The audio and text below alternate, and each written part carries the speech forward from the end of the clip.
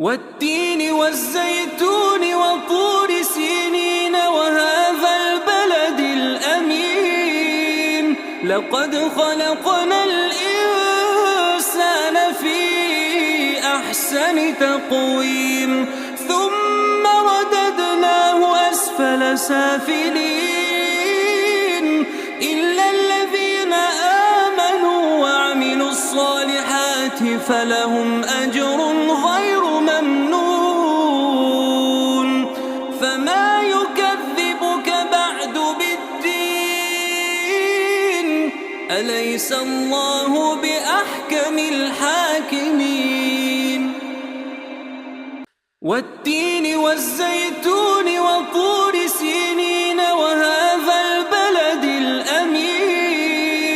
لقد خلقنا الإنسان